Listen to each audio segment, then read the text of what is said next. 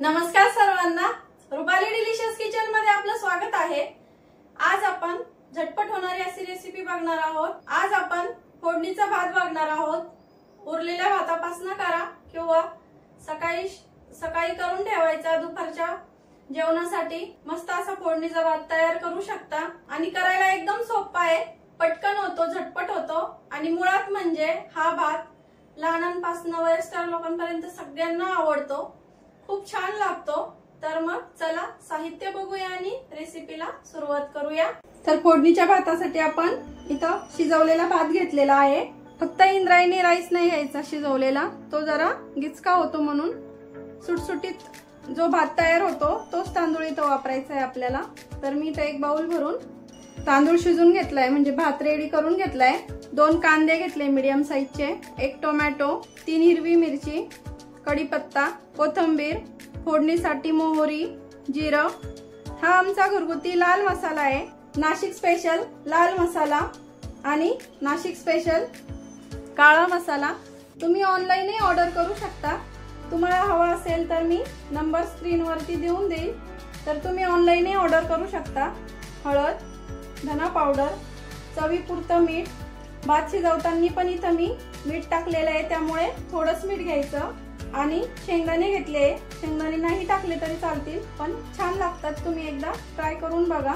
तर आपण आता फोडणी देऊन घेऊया भाताला, एकदम पटकन होतो आणि सोप्या पद्धतीत होतो हा भात।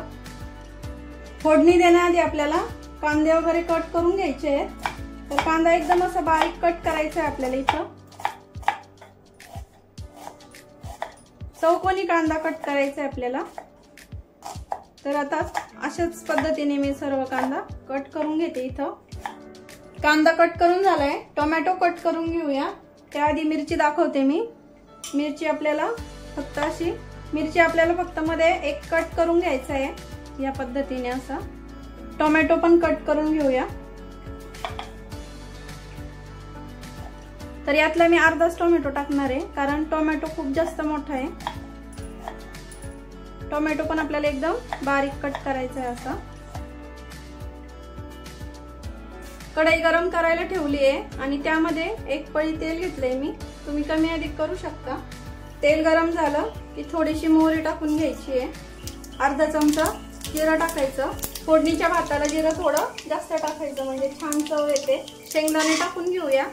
शेंगदाणे थोडेसे तळले की आपल्याला इथं कांदा टाकून घ्यायचा आहे लगेच।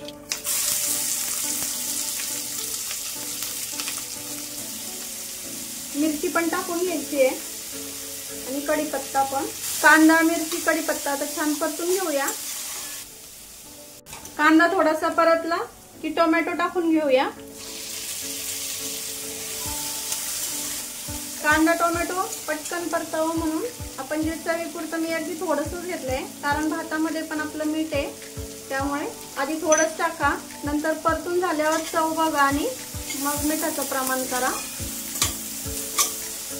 कांदा टोमॅटो आता छान परतून घेऊया। कांदा आपला छान लाल रंगावरती परतला आहे आणि टोमॅटो पण थोडंसंच मऊ करायचं आहे। आता सुके मसाले टाकून घेऊया। हा आमचा घरगुती लाल मसाला, पाव चमचालाही हळद कमी, कारण मसाल्यामध्ये पण हळद आहे आमच्या लाल मसाल्यामध्ये। पाव चमचा धना पावडर, गॅस कमी ठेवायचा आहे मसाले टाकताना। आणि आता मसाले आपण मस्त छान असे तेलामध्ये आणि कांदा टोमॅटो मध्ये परतून घेऊया। फोडणीमध्ये थोडीशी हिरवीगार अशी कोथिंबीर, मसाले पण छान परतून झाले आहेत। भात टाकून घेऊया आता पूर्ण। भात कढईमध्ये पूर्ण टाकून घेतलाय, मिक्स करून घेऊया। आपल्याला आता 5 मिनिटांसाठी परतून घ्यायचा आहे मीडियम गॅस वरती।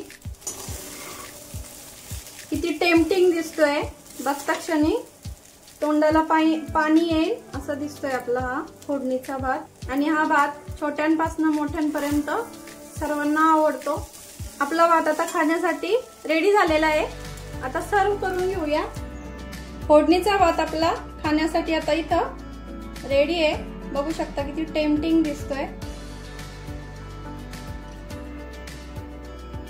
त्यामध्ये असे मस्त तळलेले शेंगदाणे छान लागतात।